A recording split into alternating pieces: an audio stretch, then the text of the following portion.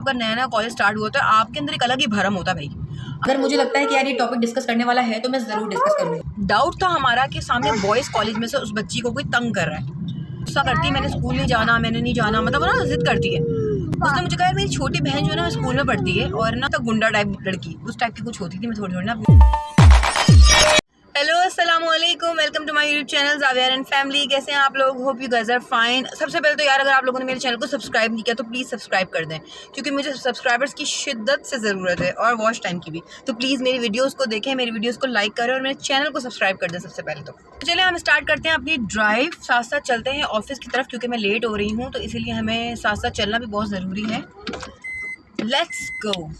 मैं अपनी वीडियो जो बनाने वाली थी ना वो मैं बनाने वाली थी मौसम पे, कि यार आज वेदर बड़ा अच्छा है लाहौर का, तो आज चलो वेदर पे वीडियो बनाते हैं। काफ़ी दिन बाद वेदर अच्छा हुआ है, बट सीरियसली जैसे मैंने वीडियो बनाने के लिए मतलब मैं रेडी होकर बाहर निकली हूँ जाने के लिए, तो देखा तो बाहर धूप थी। ऐसा ही है कि लाइक कभी धूप हो रही है, कभी जो है वो मौसम बहुत प्यारा सा औसम टाइप का हो रहा है कि जिसको देख के आपका दिल कहे मौसम ये औसम बड़ा, मौसम ये औसम बड़ा। जोकिंग। खैर वैसे वाकई में मौसम आज बहुत अच्छा है। लाहौर का मौसम देख के यही फील हो रहा है आपको कि आज को आपको ये सॉन्ग सुनना ही चाहिए, मौसम ये औसम बड़ा। तो वैसे हवा तो चल रही है, ऑब्वियसली मौसम चेंज हो रहा है, अक्टूबर का एंड हो रहा है और नवंबर स्टार्ट होने वाला है, तो इसीलिए मौसम तो काफ़ी चेंज हो गया है पहले से। सफोकेशन ख़त्म हो गई है ऑब्वियसली, स्पेशली सफोकेशन ख़त्म हो गई है, thank God. I mean I hate that whether जिसमें जो है एक अजीब सी हब्स वाला जो मौसम होता है ना, जिसमें मतलब ना आपको कोई फ़ैन काम नहीं कर रहा होता, मतलब बाहर जाने का दिल नहीं करता यार, इतना गंदा मौसम होता है वो वाला। खैर वो मौसम जो है हमारा ख़त्म हो चुका होगा यहाँ पे। अब वेदर ऐसा है कि किसी वक्त यहाँ पर धूप हो रही है, किसी वक्त यहाँ पर जो है वो मौसम बहुत प्यारा होता है, और जिस वक्त होती है उस वक्त भी हवा तो चल रही होती है। एटलीस्ट यहाँ पर गर्मी उस टाइप की अब नहीं रही, मौसम बहुत बेहतर हो चुका है। और रात में वेदर ऐसा हो गया है कि आप जस्ट फ़ैन ऑन करके सो सकते हैं, आपको कोई भी AC चलाने की ज़रूरत नहीं है। इवन मिडनाइट में आके आपको फ़ैन को भी स्लो करना पड़ता है, मतलब इतना अच्छा मौसम हो गया है यहाँ का, अल्हम्दुलिल्लाह, शुक्र है अल्लाह का। बड़ी मुश्किल से ऐसा मौसम आता है यार। मुझे इस ज़लज़ले के बाद यार मुझे ना मतलब ये जो लाहौर का जो विंटर सीज़न है ना मुझे बहुत पसंद है। I mean I love that season, क्योंकि वहाँ इस सीज़न में ना यहाँ पे जो फॉग होती है ना वो देखने वाली होती है। सिंध में कभी भी इस तरह की फॉग वाला वेदर जो है कभी नहीं देखा था जब तक कि हम लाहौर नहीं आ गए। आई मीन फर्स्ट टाइम ये वेदर देखा था ना फॉग वाला, तो I was just like oh my god, wow what a weather. I mean ये मौसम भी होता है, ऐसी फॉग भी होती है। आई मीन ये फॉग तो हमने कभी देखी ही नहीं थी यार। सिर्फ हम लोग वहाँ पर सर्दियों में जो थोड़ा सा धुआं नज़र आता था ना हमने कभी कभी, वो तब नज़र आता था जब हम लोग स्कूल जा रहे थे तो सुबह 6 साढ़े 6 बजे के करीब। उसके बाद वहाँ पूरी सर्दियों में हमें वैसी जगह वैसी चीज़ कभी नज़र नहीं आती थी। बट यहाँ पे अगर आप 12 बजे 1 बजे भी घर से बाहर निकलते हो इन अ विंटर सीज़न, तो कई बार आपको रोड नज़र नहीं आ रहा होता भाई, इतनी फॉग होती है। मतलब यहाँ पे इतनी मज़ेदार किस्म की फॉग होती है, तो मज़ा आता है। हालांकि ये वेदर जो है थोड़ा सा डेंजरस होता है ड्राइव के लिए, ड्राइव इतना भी नहीं होता बट होता है। हाँ, तो सीज़न यहाँ पर है स्टार्ट हो गया है ऑलमोस्ट, यहाँ पे मौसम अच्छा हो गया है। बस अब डे टाइम में थोड़ा सा चेंज होना बाकी है, अदरवाइज़ धूप अब बहुत कम है। Let me show you. तो आप देख सकते हैं कि इस वक्त यहाँ पर जो है वो तकरीबन कोई 2:30 से 3 बजे का टाइम हो रहा है, और इस वक्त भी यहाँ पर धूप नहीं है। जैसे कि बहुत धूप वाला मौसम होता है ना, सनी डे होता है, उस टाइप का नहीं है यहाँ पे। ये किसी वक्त में धूप एकदम आ रही है और जा रही है, बट हवा चल रही है, मौसम बहुत अच्छा है ओवरऑल। अच्छा यार, मैंने आपसे ना कुछ दिन पहले एक अपनी वीडियो शेयर की थी जिसमें मैंने कहा था बच्चों के बारे में। मैंने कहा था कि यार बच्चों का जो स्पेशल ख्याल रखें। आउटसाइड जब भी आप किसी के साथ बच्चे को अपने भेज रहे हैं तो ना भेजें प्लीज़, अब तो ना भेजें, लेकिन पहले भी अगर आप भेजते तो मेरे ख्याल से वो तो भेजना नहीं चाहिए था आपको। बच्चों के मामले में जो है वो किसी पर एतबार ना करें। मैं वैसे ही जब घर से निकलने लगी हूँ ना तो मेरे सामने एक और सीन आया। खैर मैं नाम नहीं लूँगी उस चीज़ के बारे में। इसको देख के ना मेरा एक स्कूल का सीन याद आ गया। बेसिकली हमारी स्ट्रीट में ना बहुत सारे बच्चे जो स्कूल वगैरह जाते हैं ना, तो उनको अक्सर वैन वाले छोड़ने के लिए आते हैं वहाँ पे बच्चों को। इस तरह ना यार फिर मुझे ना अपना एक स्कूल का किस्सा याद आ गया कि बैठे बैठे तो मैंने सोचा मैं क्यों ना आपसे शेयर कर लूँ। बेसिकली जिस स्कूल में मैं पढ़ती थी ना वो स्कूल था गर्ल्स स्कूल ना, और जिस कॉलेज में मैं पढ़ती थी वो भी गर्ल्स कॉलेज था।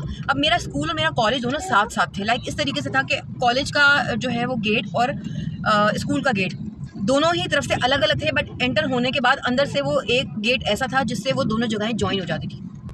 तो हम क्या करते थे, जब हम अल्हम्दुलिल्लाह इन चीज़ों के बारे में अवेयरनेस थी और हमारी अम्मी हमें काफ़ी गाइड भी करती थी, तो बट बहुत सारे बच्चे ऐसे भी होते हैं जिनके पेरेंट्स बहुत शाय होते हैं, उनको नहीं समझाते, उनको नहीं गाइड करते, जो कि गलत करते हैं। आई थिंक उन्हें करना चाहिए। आजकल तो इन चीज़ों का कोई मायने नहीं रखता है यार, कि क्या शर्म तो क्या बच्चे को, बजाय इस चीज़ के कि आपका बच्चा जो है वो नुकसान उठाए, बेहतर है कि आप उसको जो है वो ज़रा खुल के एक बार चीज़ों को गाइड करें, वो ज़्यादा बेटर है। आई थिंक स्कूल क्रॉस कर लिया हमने, जब हम कॉलेज में चले गए, तो जब हमारा ऑफ हो रहा होता था ना, मैं कॉलेज का ऑफ होता था, तो उस वक्त हम लोग अक्सर ऐसा होता था कि अपने स्कूल वाले साइड से बाहर निकलते थे, क्योंकि मुझे वहाँ से जाना ज़्यादा कन्वीनियंट होता था, वो मुझे ज़रा ज़्यादा करीब पड़ता था मेरे रास्ते के, जहाँ मैंने जाना होता था। मैं वहाँ से अक्सर जाया करती थी ना अपनी, मेरे साथ मेरी एक दो मेरी फ्रेंड्स होती थी, मेरी क्लासमेट्स होती थी कुछ ना। मेरी क्लास में एक लड़की थी जो मेरी बहुत अच्छी दोस्त तो नहीं कह सकते, बट मेरे साथ वो रोज़ आती और जाती थी। और क्योंकि मेरा और उसका ग्रुप थोड़ा चेंज था, हमारे वो थोड़ी ज़रा ज़्यादा सीधी सादी थी, और मैं इतनी सीधी सादी बिल्कुल नहीं थी। मैं कॉलेज में भी मतलब ऐसी थी कि लाइक लोगों को जो है ना, मेरा एक वो जो उस टाइप की लड़कियाँ होती हैं ना कॉलेज में, कि जो तंग करती हैं सबको, मैं कुछ उस टाइप की थी, मतलब तो गुंडा टाइप लड़की उस टाइप की कुछ होती थी मैं थोड़ी थोड़ी ना। अब सोचती हूँ कि यार ये अच्छी बात नहीं है वैसे, लेकिन एक ज़माना ऐसा होता है, हर एक की लाइफ में आता है, हर बच्चे की, हर लड़की लड़की की लाइफ में एक ऐसा ज़माना आता है, एक वो टाइम आता है जब कॉलेज में होते हैं आप लोग, और उस वक्त जब आपका नया नया कॉलेज स्टार्ट हुआ होता है, आपके अंदर एक अलग ही भरम होता है भाई। दुनिया की सबसे बड़ी हीरोइन मैं ही हूँ, लाइक आपको ना आपने से ज़्यादा कोई वो नहीं लग रहा होता, लाइक आप आपको 30 मार खान समझ रहे होते हैं। और यही नहीं, बल्कि आप अपना लुक, अपने आप को ऐसा कैरी करते हैं, अपना लुक ऐसा बना लेते हैं कि देखने वाले बोले यार वाओ व्हाट अ गर्ल, कितनी बोल्ड है, वाओ, मतलब लाइक इस टाइप। और आपको ना इस तरह के बेवकूफ़ों वाले कमेंट्स होते हैं उस वक्त बड़े अच्छे लग रहे होते हैं, लाइक यार वाओ, मतलब मेरी पर्सनैलिटी पे लोग, सो दैट काइंड ऑफ। मतलब उस वक्त भी ना, मतलब ऐसा था कि मेरी जो ज़बान थी ना वो टिकती नहीं थी, शायद मेरी अम्मी कहती हैं अभी नहीं टिकती है, बट उस वक्त भी ना मेरी ज़बान ऐसी थी कि मतलब मैं कोई चीज़ बुरी लग रही, कुछ लग रहा है, मैं बोल देती थी। मैं शाय नहीं थी कि मैं चुप करके बैठी रहूँ सुनती रहूँ, ऐसी नहीं थी। तो मेरी फ्रेंड मेरे साथ जाया करती थी अक्सर। एक दफ़ा ना उसने मुझे बताया, उसने मुझे कहा मेरी छोटी बहन जो है ना स्कूल में पढ़ती है, और ना काफ़ी दिन से मैं देख रही हूँ कि वो बड़ी परेशान है, बात नहीं करती, और जब उसको स्कूल के लिए अम्मी उठाती हैं सुबह, तो वो बड़ा रोती है, गुस्सा करती है, मैंने स्कूल नहीं जाना, मैंने नहीं जाना, मतलब वो ना जिद करती है। तो मेरी सिक्स सेंस बहुत अच्छी थी भाई, उस वक्त भी थी, अब भी है, लेकिन मेरी सिक्स सेंस उस वक्त बहुत अच्छी थी, हालांकि उस वक्त मेरी इतनी एज नहीं थी, बट मेरी सिक्स सेंस उस वक्त बहुत अच्छी थी। एकदम से मुझे ना क्लिक किए बात, लाइक मैंने कुछ ऐसे प्रोग्राम्स देखे हुए थे, वो होते हैं ना जैसे क्राइम पेट्रोल टाइप के और ये वो ना, तो मैं ऐसे कुछ प्रोग्राम्स देख चुकी थी, तो मुझे अच्छे अवेयरनेस वाले प्रोग्राम होते हैं, मतलब वो, लेकिन एक एज में कहते हैं कि नहीं भी देखनी चाहिए, मेरी अम्मी गुस्सा करती थी, बट मैं देखती थी इसलिए कि मुझे लगता था यार इसमें मतलब ये चीज़ भी आपके साथ हो सकती है, अच्छा कोई बंदा अगर आपको ऐसा कहे तो आप ऐसा ना करना। माइंड में ना एकदम से ऐसे बैठे बैठे ना एकदम ख्याल आया कि यार ऐसा तो नहीं कि इसको कोई तंग करता है या समथिंग। मुझे शक ये था कि मेरे यार हमारे स्कूल के ना सामने वाला जो स्कूल था ना वो बॉयज़ स्कूल था, तो मुझे लगा कि शायद हो सकता है कोई लड़का उसको तंग करता हो, या मेरे माइंड में ये चीज़ आई ना, तो मैंने उसको बोला, मैंने कहा यार एक काम करते हैं हम लोग ना उसके साथ आते जाते हैं 2-3 दफ़ा ना, उसको नोट करते हैं, उसको प्रॉब्लम क्या है, वो ऐसे बताएगी नहीं, क्योंकि वो छोटी थी, इतनी बड़ी नहीं थी। तो ऑब्वियसली बच्चे जब कम एज के होते हैं, अक्सर पेरेंट्स उनको जब चीज़ें नहीं बताते, उनके लिए नई चीज़ें होती हैं, तो वो बहुत घबराते हैं उनको बोलते हुए। समहाउ उनको लग रहा होता है कि शायद इसमें हमारा कसूर है, तो वो गिल्टी फील कर रहे होते हैं, और वो बताते नहीं है हमें कि उनके साथ ये प्रॉब्लम हो रहा है। तो ना 2-3 दफ़ा हम वॉच करने लगे, लाइक अंदर जाते हुए, बाहर उसको जाते हुए ना देखते हुए कि भाई वो पहले बाहर जाए, और ना हम कुछ दिन नोट करते रहे। तो यार हमने नोट जो किया, हम हैरान हो गए उस चीज़ को देख के। डाउट था हमारा कि सामने बॉयज़ कॉलेज में से उस बच्ची को कोई तंग कर रहा है, बट हमारा डाउट टोटली गलत निकला। लाइक उस स्कूल या कॉलेज में से उसे कोई तंग नहीं कर रहा था, एक्चुअली जो उसे तंग कर रहा था वो हमारे स्कूल का वॉचमैन था। Watchman that was a uncle, बुढ़ा अंकल। मतलब हम लोग जब होते थे ना स्कूल में, तो उस वक्त एक और अंकल होते थे, दूसरे थे, वो वाले नहीं थे, बट वो बहुत अच्छे होते थे, नाइस होते थे। पता कौन अच्छा है कौन बुरा है मैं तो सिर्फ एक बात ही कर सकती हूँ, लेकिन जो ये था ये भी एक अंकल था, बहुत बड़ा बुढ़ा सा आदमी था। हमने कुछ उसकी ऐसी हरकतें देखी कि हमें लगा कि यार what is this, I mean ये क्या कर रहा है। वेट करने के लिए बिठाया जा रहा है बच्चे को, क्या अक्सर हम कहते थे ना अगर माँ बाप लेट हो जाते हैं तो क्या बेटा उनके पास बैठ जाओ, हम आ रहे हैं। तो वो जो बैठ जाओ होता है ना, वो बैठ जाओ जो बच्चों के लिए होता है ना, वो हमें नहीं पता होता वो क्या हो रहा है। तो बस उसको वहीं पे प्रॉब्लम थी उस बच्ची को, और हमने ये चीज़ देखी तो हम मतलब हमारा तो दिमाग ख़राब, मेरा तो दिमाग शॉर्ट हो गया बिल्कुल, मेरा तो दिल गया मैं जाकर सर फाड़ दूँ उसका। बट दैट टाइम क्योंकि हमारे पास कोई ऐसा प्रूफ नहीं था और हम लोग पहुँच गए, तो वो अंकल शराफत से बैठ गए थे। तो मैंने सोचा यार हम इसके बारे में कुछ करें, ऑब्वियसली करना बनता है। उसने मुझे कहा यार अपने पेरेंट्स को बता देते हैं, पेरेंट्स को बता भी दें तो वो कौन सा मान जाएगा कि हाँ मैं ये कर रहा हूँ भाई। यार मेरा ऑफिस आ गया है, मैं बाकी की जो कंटिन्यू करेंगे शाम को, ठीक है। जब मैं ऑफिस से निकलूंगी तो मैं बाकी की जो अपनी स्टोरी को आपसे शेयर करूंगी बाद में, तब तक आपको वेट करना पड़ेगा, ओके। तो पूरी डिटेल बताऊंगी कि यार एक्चुअली प्रॉब्लम क्या हुआ था और क्या हो सकता है। समटाइम जो पेरेंट्स को नहीं पता चल रहा होता कि बच्चा किस सिनेरियो से गुजर रहा है, जिसकी वजह से वो कई बार स्कूल से उकता जाता है, फर्स्ट्रेट हो जाता है और कहता है कि मैं स्कूल नहीं जाना चाहता। स्कूल उसके लिए एक अनसेफ और हेटेड जगह बन जाती है। तो ये पूरी स्टोरी मैं आपको शेयर करूंगी शाम को इंशाल्लाह, okay. So I am come back now. Time क्या हो रहा है, इसी 10:30 या पौने 11 बजे का रात का टाइम हो रहा है, मतलब दोपहर के टाइम 2-2:30 बजे के करीब मैं वीडियो बनाने लगी थी। उस वक्त जब मैं आपके साथ बात कर रही थी, और उस वक्त जब मैं गई हूँ तो क्योंकि मैं लेट गई थी, तो उसके बाद से लेके मुझे पूरा दिन गुजरने के बाद अब टाइम मिला है वीडियो कंटिन्यू करूँ। ऑब्वियसली मैंने वीडियो पूरी तो करनी थी, मैंने कहा यार अब एक चीज़ स्टार्ट की तो उसको पूरा तो करें ना। मैं भी काम करने लगी थी, मतलब मैंने आई हूँ घर आके, मैंने दोनों को चेंज करवाया है, खाना दिया है, फिर खाना बनाया है, खाना खाया है, और उसके बाद अब मैं बैठी हूँ आके, और वो भी मेरे पास बहुत सारा काम था करने के लिए क्योंकि मैंने इनके निकाले हुए थे कपड़े। जो भी वेदर चेंज हो रहा होता है ऑब्वियसली आप बच्चों के साथ जो है वो कपड़े जो होते हैं आपको डेफिनेटली निकालने पड़ते हैं, वापस रखने होते हैं, निकाल के गर्मियों के कपड़े रखने, गर्मियों के निकाल के फिर सर्दियों के रखने, मतलब ये चीज़ चलती रहती है ना। भी कपड़े थे वो सारे के सारे मोहम्मद के कपड़े थे, तो बल्कि पहली सर्दी है तो ऑब्वियसली इसके तो कपड़े मैंने सारे नहीं लिए हैं, बट तो मैंने सोचा क्यों ना मैं निकाल के चेक कर लूँ यार, मतलब हो सकता है कोई कपड़े उसके काम आ जाए, मतलब बच्चों के अंदर पहनाने के कपड़े काम आ जाते हैं ना यार। काफ़ी दिन से सोच रही थी करने का, बट मुझे टाइम ही नहीं मिल पा रहा था क्योंकि इतना कपड़ों का ढेर निकाल के उसको फिर से जो है वो सारा अलाइन करना, और ये वो मुझे इतनी टेंशन सी हो रही थी उसको देख पाती हूँ कि मैं यहाँ पे भी हाल के बाद मोहम्मद साहब क्या करें। ये देखें जी, ये सारे कपड़े मैंने निकाले हुए हैं, इनकी बास्केट्स को रेडी करना है, पुराने सारे कपड़े मैंने वापस रखने हैं, सर्दियों के नए कपड़े जो है वो मैंने अभी इन लोगों के अलाइन करने हैं। और आप मोहम्मद का हाल देख सकते हैं, उस सारी बास्केट्स में जो मैंने थोड़े बहुत आगे पीछे किए भी हैं ना उनके कपड़े, वो सारे उसने दोबारा ख़राब करना शुरू कर दिए। अभी मैं ये स्टार्ट करने लगी थी, बट मुझसे पहले ये साहब यहाँ आके बैठ गए और बस इनका ये कहना है कि जी अब मुझे काम करने दो। हेल्पिंग इसकी तरह चेक करें आप, मोहम्मद की हेल्प ये है कि उसने सारी जितनी भी वेस्ट मैंने अलग की थी वो सब मिक्स कर दिए हैं, सॉक्स मिक्स कर देगा, उनके अंडरवेयर्स जो हैं बच्चों के वो सारी मिक्स कर देगा, मतलब वो सारी चीज़ें ना मैं अलग अलग बास्केट्स में करके रखती हूँ, उस तरह ईजी हो जाता है बच्चों के जब पहनाने हो तो उस इजीली आप निकाल सकते हैं। बट आपके बच्चे अगर इस किस्म के हैं तो आप देख सकते हैं कि क्या हाल हो रहा है, वो दोबारा फिर से निकाल के फिर से डालने की कोशिश में है। तो मोहम्मद, जब भी मैं काम कर रही होती हूँ मोहम्मद का यही हाल होता है। अभी थैले भर भर के मैंने उनके ऊपर से कपड़े निकाले, ये सारे कपड़े मोहम्मद के हैं जो मैंने निकाले हैं कि इनमें से शायद कोई ज़िमल के लिए काम आ जाए, अगर अंदर जो है बच्चों को पहनाने के लिए जिस तरह आ जाते हैं तो उस लिए मैंने निकाले हैं कि प्रॉपर तो इसके कपड़े मैं उसको नहीं पहना सकती, ज़ाहिर सी बात है, इसलिए मैंने अंदर बच्चों के कपड़े पहनाने के काम आते हैं वो शायद इसके वाले उसके भी काम आ जाए, तो मैं वही बस चेक करने के लिए सारे ये निकाल के मैंने रखा है सामान, ताकि मैं टैली कर सकूँ। इनके न्यू कपड़े मैंने ले लिए हुए हैं और मैं उसको भी अलाइन करूँगी साथ साथ, बट ये बच्चा अगर मुझे कुछ करने दे तो मैंने वीडियो बनाना स्टार्ट करनी है, मुझे पता है साथ ही आके बीच में वीडियो में चक्कर लगाने शुरू कर देने, कभी इधर कभी उधर कभी उधर। और अभी आप देख सकते हैं इसने सारी बास्केट खाली कर दी है, फाइनली वो अपने मिशन में कामयाब हो चुका है। अच्छा रख भी रहा है वो कपड़े, बट वो सब मिक्स करेगा, फेंकेगा, फिर रखेगा, फिर फेंकेगा, वो पूरा टाइम ये करता रहेगा। और जब मैं ज़्यादातर कोशिश करती हूँ कि जब ये सो जाए तो मैं ये काम करूँ, बट ये बच्चा अभी तक सो नहीं रहा है और मैं बहुत रोज़ाना लेट हो जाती हूँ, ये काम नहीं कर पा रही, तो मैंने सोचा आज मैं ये काम कर ही लूँगी अगर ये मुझे करने देता है तो। कल आपने देखा यहाँ पे क्या हाल हुआ है, मोहम्मद साहब क्या कर रहे थे, बास्केट के अंदर कपड़े निकालना डालना, मतलब जो कपड़े मैंने सेट किए थे बास्केट मैंने रखी हुई है बच्चों की, जिस तरह हमारे खाने पीने का सामान रखने के लिए बास्केट होती है ना, जो उसी तरीके की बास्केट्स मैंने रखी हुई हैं स्टोरेज बॉक्स टाइप के लिए ना, तो मैं यूज़ करती हूँ बास्केट्स का। ये रीज़न ये होता है कि बॉक्स में कपड़े डालना निकालना एंड दैट टाइम जब बच्चे आपको तंग कर रहे होते हैं बहुत ज़्यादा, जिस वक्त आपको फ़ौरन बच्चों को चेंज करवाना है, कुछ करना है, तो आपको इतना टाइम ही नहीं होता कि आप जो है वो मतलब कोई चीज़ें ढूंढो, अलग अलग चीज़ें निकालो, बॉक्स निकालो, कैरी करके सब चीज़ें नहीं टाइम मिलता। इनकी सारी चीज़ें ना अलग अलग रखी होती हैं ताकि जब मुझे चाहिए हो तो मुझे पता हो किस बास्केट में कौन से वाले कपड़े मौजूद हैं, तो मैं निकालती हूँ और जस्ट पहना लेती हूँ। मतलब ऊपर जो पहनाने वाले कपड़े तो सारे मैंने प्रेस करके उनको हैंगर किया होता है, सेट करके रखा होता है। सीरियसली सारा कुछ करने के बावजूद भी आपने सडनली चेंज करवाना है, उन्होंने वॉमिट कर दी या कुछ भी काम ऐसा कर दिया, तो उस वक्त ना बस आपको कुछ समझ नहीं आ रहा होता, आप बस जल्दी जल्दी होते हैं, मतलब वो मुसलसल लगा हुआ है अभी भी कुछ ना कुछ करने के लिए। इट्स सेल्फ उसके पास बड़ा काम है करने के लिए।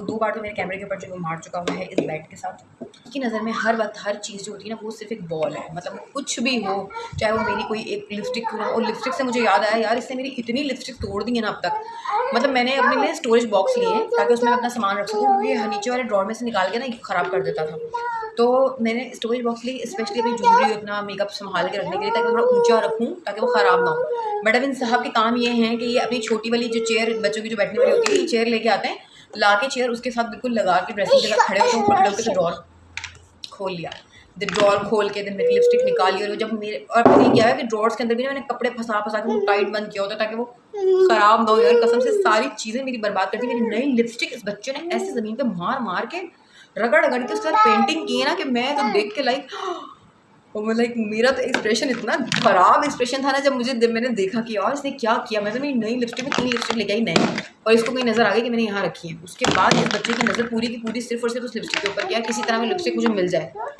और जब फाइनली इसे निकाल ली, और निकालने के बाद जब मेरी नज़र पड़ी, उसमें लिपस्टिक टूट चुकी थी बिल्कुल, मतलब उसका कुछ नहीं बचा था, वो ज़मीन पूरा उसको मेल्ट पूरा रगड़ चुका था ज़मीन पे अच्छी तरीके से, उसको ख़राब कर चुका था, लाइक वो लगाने के काबिल नहीं छोड़। और प्लस सबसे बड़ी बात लिपस्टिक ख़राब की, फ्लोर ख़राब किया, बेडशीट भी ख़राब की, अपने कपड़े भी ख़राब किए।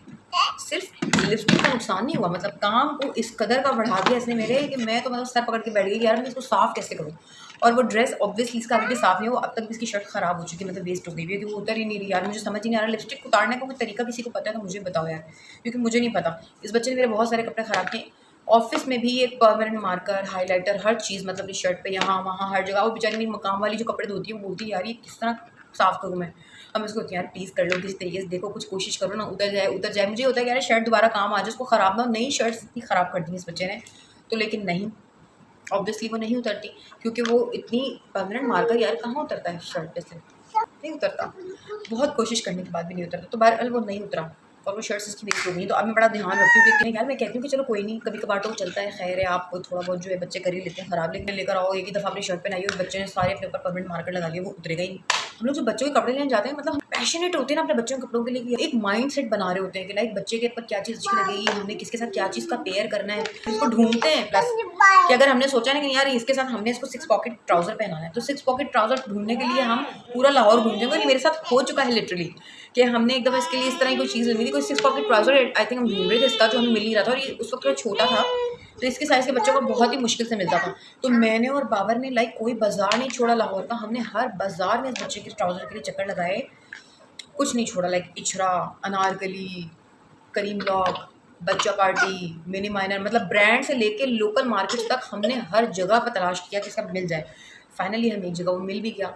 हमने फ्यूल ज़ाया किया इस बच्चे के ट्राउज़र के लिए, उतने पता नहीं 10 ट्राउज़र्स आ जाते, लेकिन हमें चाहिए था वही ट्राउज़र, तो हमने वो ढूंढा और वो ढूंढने के बाद हमने इसको पहना भी दिया। बट महीने से ज़्यादा वो चला नहीं, वो छोटा हो गया और अभी तक वो वैसे का वैसे ही मैंने हैंग किया हुआ है कि यार इसको कितनी मेहनत से हमने ख़रीदा था। अब हो सकता है कहीं ना कहीं वो ज़िम्मल के काम आ जाए। तो यही काम करने के लिए मैं आज बैठी थी, मैं देख रही थी कि यार अंदर मैं पहना सकूँ, उसको कोई काम आ जाए, मुझे वो ना ही लेने पड़े यार। लेकिन होती बच्चों के कपड़े ढूंढना बहुत मुश्किल होता है, उसके साइज़ की चीज़ें ढूंढते ढूंढते मुझे उस दिन इतनी देर लगी, पूरा दिन मेरा मार्केट में ज़ाया हुआ है। मैं पूरा टाइम वहाँ पर बच्चा पार्टी इसके साथ घूमती रही हूँ मोहम्मद को लेकर। बहुत ही मुश्किल से मैंने जो है ना मतलब वो उस दिन शॉपिंग की, क्योंकि एक तो मोहम्मद बहुत तंग कर रहा था, दूसरा ये कि उसको फिर कैरी करना पड़ता है, अगर छोड़ दूँ तो वो भागता है, तो मुसलसल को इतने घंटे में कैरी नहीं कर सकती। एनी हाउ शॉपिंग तो करनी थी, मैंने कर ली अल्हम्दुलिल्लाह, बहुत अच्छी शॉपिंग हुई, दोनों की बहुत अच्छी होगी। दोनों की शॉपिंग जो है वो डन हो गई है और सारी चीज़ों को सेपरेट जो है वो मैं अलाइन करूँगी, वो बाद में पहनाने में आसानी हो जाए। अच्छा मैं बात बहुत जल्दी करती हूँ, अक्सर मेरे घर वाले मुझे ये कहते हैं यार तुम इतनी तेज़ बोलती हो, बस वीडियो को भी तेज़ कर देती हो, फास्ट कर देती हो, समझ ही नहीं आ रहा होगा। यार आप लोग बताओ आपको समझ आती है कि नहीं आती? अगर आप लोगों को आती है तो मेरे लिए इनफ है, क्योंकि मुझे ना वैसे आदत है मैं बहुत जल्दी बात करती हूँ, जैसे कि मैं अभी भी कर रही हूँ।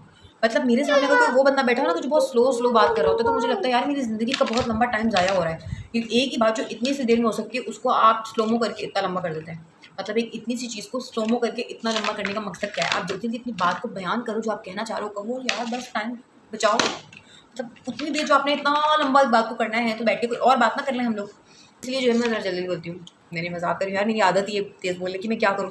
मुझे हर बंदा बोलता है थोड़ा स्लो बोलो, आराम से बोलो, हमें समझ नहीं आ रहा।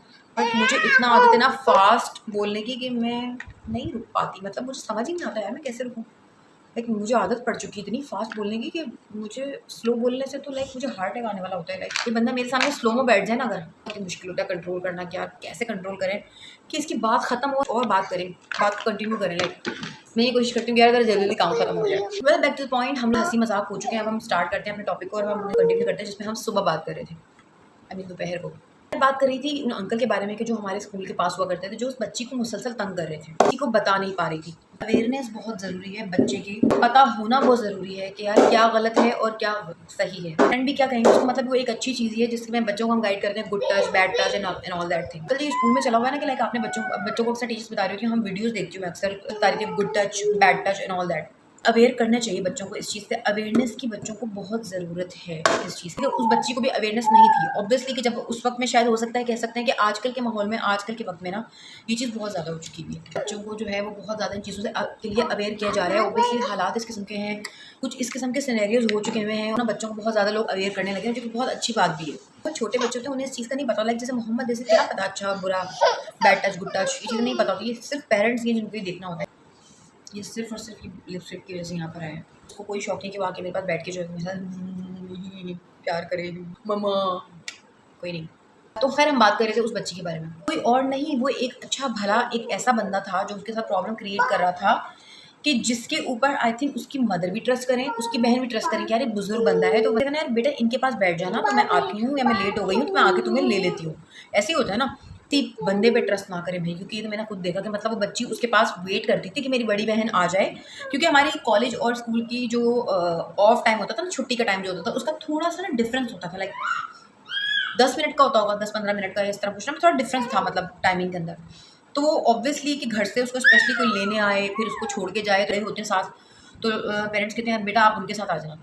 तो वो अपनी बहन का वेट करती थी, जाहिर सी बात है। अब स्कूल खाली हो रहा है तो स्कूल के अंदर तो वेट नहीं कर सकती, तो वो बाहर करती थी वेट। अब वहाँ गेट है, गेट के साथ ही उस बंदे की चेयर पड़ी हुई है और पीछे थोड़ी सी जगह है और एक रूम बना हुआ है जहाँ उसका आई थिंक वो वॉचमैन का ही रूम था, तो वो रूम बना हुआ है। अब जी वो बच्ची जो है वहाँ पे वेट कर, रूम में नहीं, रूम के बाहर ही, बट वो वेट करती थी ना, उस चीज़ का भी वो बंदा जो है वो मतलब फ़ायदा उठा रहा था। माहौल इतना ख़राब हो चुका हुआ है कि सोचना है, क्योंकि आप पेरेंट्स हैं तो आपको सोचना है। फिर हमने सोचा कि यार अब इसको कैसे ख़त्म किया जाए। ऑब्वियसली कि ये बंदा जो है वो उसके सामने हम किसी को लेके जाएंगे तो वो थोड़ी कहेगा कि यार हाँ मैं ये सच कह रही हैं। और हम उस वक्त इतने बड़े भी नहीं थे कि हमारी बात को इतना सीरियसली कोई बंदा सोच ले। और उस वक्त में ना ये चीज़ें बड़ी वो थी कि लाइक किसी के बारे में ऐसी बातें अपन तो कोई करता नहीं था, और अगर कोई कर ले तो भाई उसको तो मतलब लाइक पूरी इन्वेस्टिगेशन होती थी कि इस बंदे ने इल्ज़ाम लगा कैसे दिया। अब तो ये ना कि अब हमारा एक मीडिया बहुत फास्ट हो चुका हुआ है, अवेयरनेस बहुत आगे लोगों में, तो अगर कोई भी बच्चा ये बात करे तो माँ बाप बहुत ज़्यादा उस चीज़ को जो है ना वो लाइक सीरियस लेते हैं, बट उस वक्त शायद आई थिंक इतना नहीं लेते होंगे, उस वक्त नहीं लेते होंगे। तो मोहम्मद की बेबी है, this one is Mohammed baby, see इसके पेड़ भी मोहम्मद जैसे हैं, राइट। और ये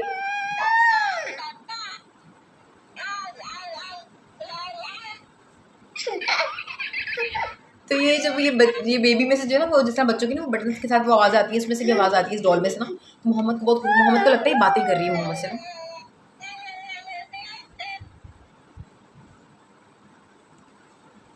चलो go play with your baby.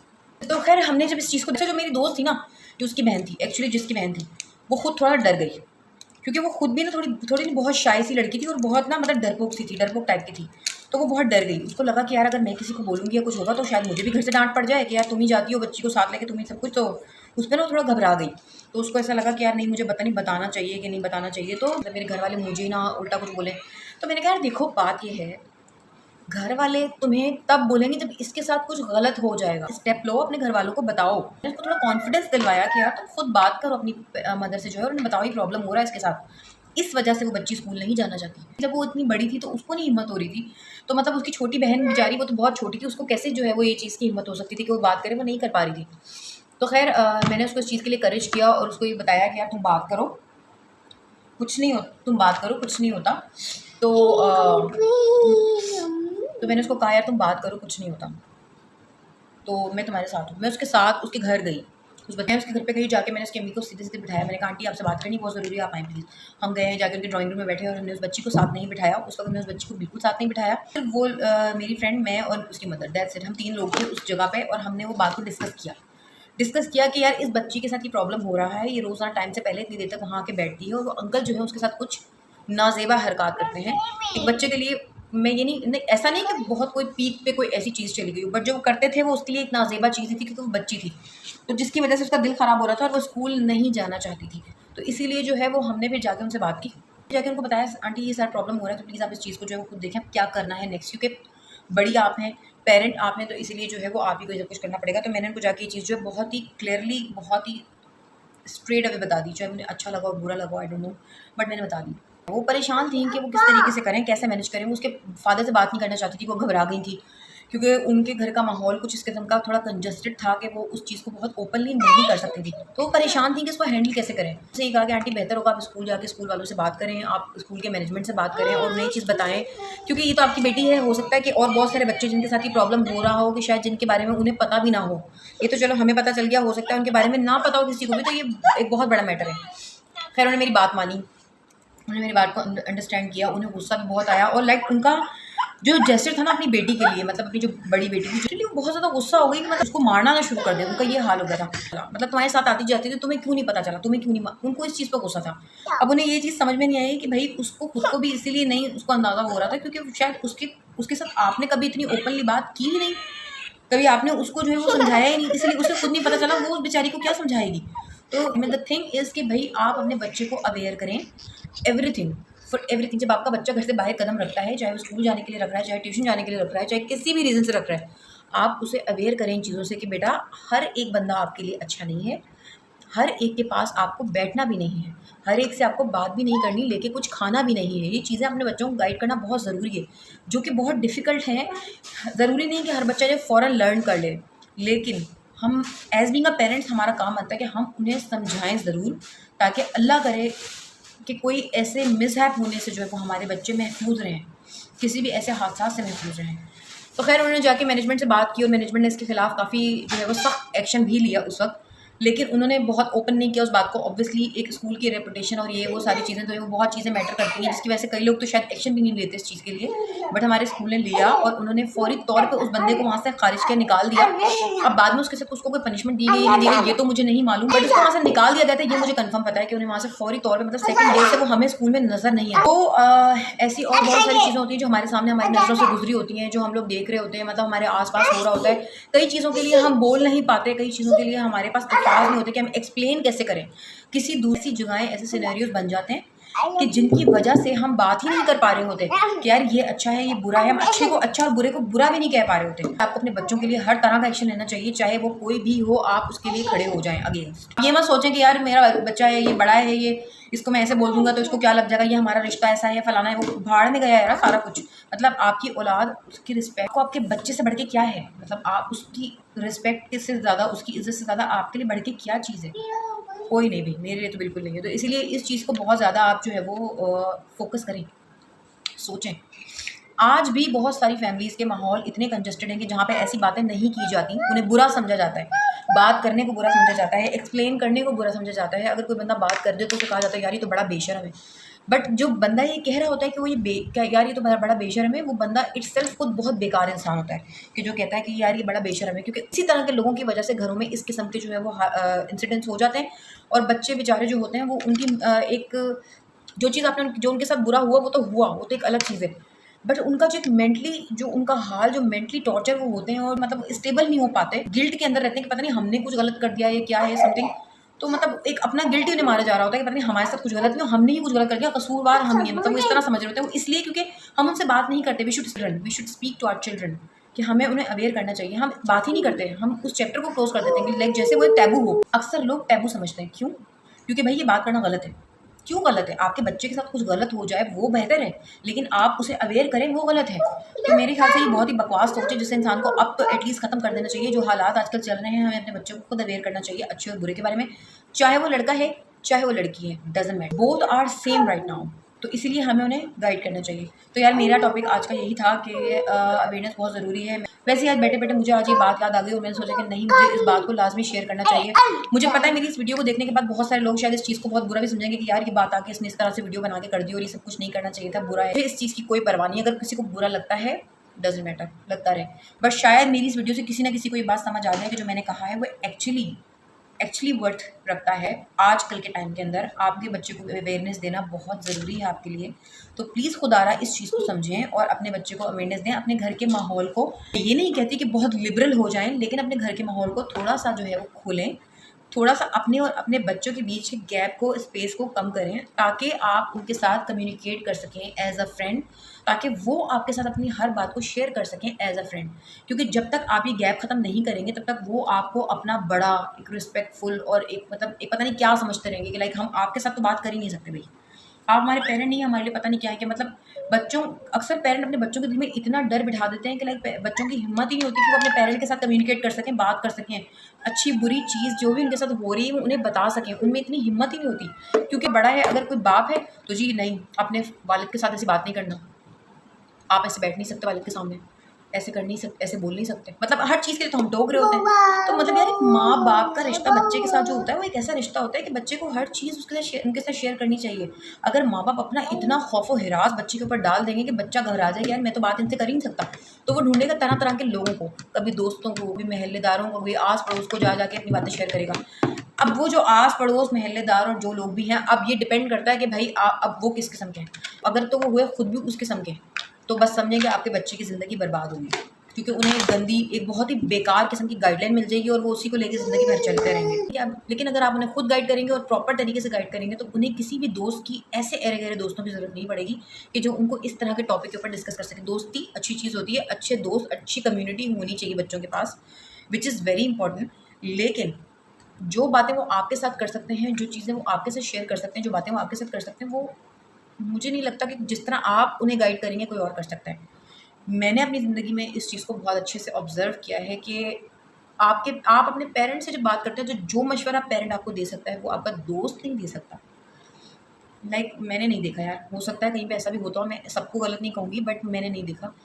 आप मतलब मैं अगर मैं अपनी अम्मी से बात करी तो मुझे पता है मुझे ज़िंदगी में सबसे मुखलिसाना जो एक मशवरा जो है किसी भी चीज़ से रिलेटेड जो मेरे हक़ में बेहतर हो, वो मेरी माँ दे सकती है। मैं कहूँ मेरा कोई दोस्त, मेरा कोई कज़न, नो, कोई नहीं, सिर्फ़ मेरी अम्मी दे सकती हैं। अम्मी के अलावा मैं नहीं समझती कि कोई मुझे बहुत ही ऑनेस्ट जो है वो एक मशवरा दे सकता है किसी भी चीज़ को लेके। तो मैं ज़्यादातर कभी इस तरह होता है तो बात उनसे शेयर कर लेती हूँ। अव्वल तो खैर है कि जैसे आती है इंसान हर चीज़ समझ आता है और खुद ही हर चीज़ के हल निकालना शुरू कर लेता है। बट जब तक आपका बच्चा उस एज में नहीं पहुँचता तब तक आप उसके दोस्त बन के रहें, उसके साथ प्यार मोहब्बत वाला रिश्ता बना के रखें, दोस्तों वाला रिश्ता बना के रखें। हर वक्त उसके सिर पे डंडा लेके सवार ना हों ताकि वो आपके करीब रहे, आपको अपना दोस्त समझे और आपके साथ अपनी हर बात को शेयर कर सके। अब अगर मेरी इस वीडियो में आप में से किसी को कोई बात बुरी लगी हो तो उसके लिए मैं तहे दिल से अभी ही माज़रत कर लेती हूँ आपसे, क्योंकि हो सकता है भी बहुत सारे लोगों को बहुत सारी बातें जो अगर हम ओपनली कर दें तो बुरी लग जाती हैं। हालाँकि मेरे ख्याल से ये मेरा ऐसा टॉपिक नहीं था कि किसी को बुरा लगे, बट अगर लग जाए तो यार आई एम सॉरी। मैं किसी को दिल नहीं दुखाना चाहती, मैं हर्ट नहीं करना चाहती किसी भी कम्युनिटी को, किसी भी बंदे को या किसी भी फैमिली की किसी रिलेशन को हर्ट नहीं करना चाहती। मैंने एक चीज़ आपसे शेयर की जो कि मैंने अपनी आँखों से देखी है। अगर मुझे लगता है कि यार ये टॉपिक डिस्कस करने वाला है तो मैं ज़रूर डिस्कस करूँगी। एक एक्सपीरियंस जिस चीज़ से मैंने जो है वो खुद हासिल किया है तो मैंने सोचा कि क्यों ना मैं जो है वो उस चीज़ को शेयर करूँ। खैर जी, अपने इस टॉपिक को हम यहीं पर ख़त्म करते हैं। काफ़ी लंबी हो गई हमारी वीडियो, तो खैर ये थी हमारी आज की वीडियो। होप सो आपको पसंद आई होगी। अगर आपको पसंद आई हो तो प्लीज़ हमारी वीडियो को लाइक करें, हमारे चैनल को सब्सक्राइब करें और प्लीज़ प्लीज़ प्लीज़ हमें सपोर्ट करें ताकि हम आपके लिए और अच्छी वीडियोज़ बना सकें, हमारे चैनल ग्रो कर सकें। हमें आपकी सपोर्ट की तो बहुत ज़रूरत है। तो प्लीज़ हमें सपोर्ट करें, हमारे चैनल को लाइक करें, सब्सक्राइब करें और हमारे साथ रहें। इसी तरीके से हमारा साथ देते रहें, हमेशा खुश रहें, मुस्कुराते रहें और अब मुझे दें इजाज़त। Thank you so much. अल्लाह हाफ़िज़।